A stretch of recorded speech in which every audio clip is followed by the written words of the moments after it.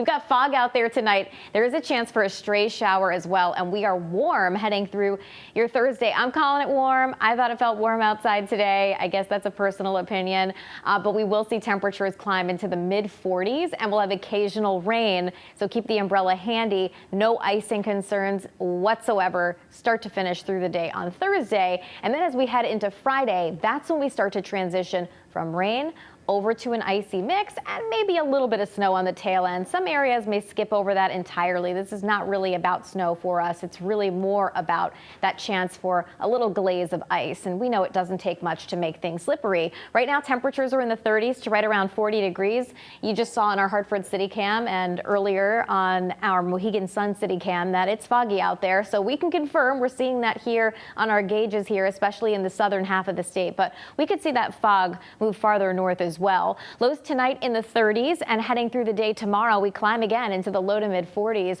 with those showers becoming more numerous as the day progresses. So I think a scattered shower possible in the morning, and those showers will fill in more as we head through the late afternoon and into the evening as well. So I wanted to show you kind of how this all shakes out, because we have winter storm watches in effect to the north of us, to the west of us, and I think because we end up hanging on to rain a little bit longer, the National Weather Service is holding off. Now, we could get some very heavy rain out here as we head through later. This is going to be Thursday night and into early Friday morning before the transition. And we want to get the timing right for you, right? Because if at 8 o'clock in the morning we're still above freezing here in parts of southern Connecticut, maybe some can get off to work just fine. It's really critical to get that timing exactly right. I think first we're going to change over from rain over to ice in western Connecticut and northern valley locations. This computer model saying around 7 or 8 o'clock in the morning that will happen.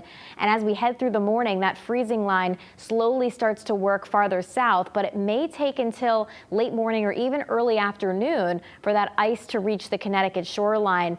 After that, we end up switching over to just a few snowflakes on the tail end as we head towards the evening commute. At the same time, I think the reason that we're concerned about Friday is because we go from the 40s to temperatures maybe even close to 50 degrees, down to temperatures in the 30s and even 20s in a span of a relatively short period of time. So this is 9 o'clock in the morning. We could still be at 46 in Chester, but 33 for Torrington. And notice how those temperatures tank. So again, that could cause any wet surfaces to kind of freeze up, and especially things that aren't treated.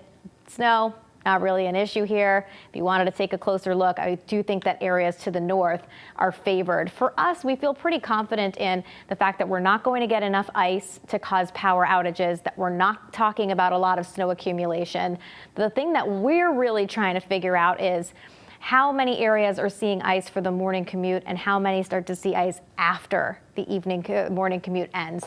And that's really going to help figure out how many people have school closings or if they choose to do early dismissals. Either way, I do think there's going to be a lot of that going on for Friday. And then we dry things out heading into the weekend and hopefully a quieter stretch of weather, guys. I think we deserve it, and we'll have an update coming up at 11.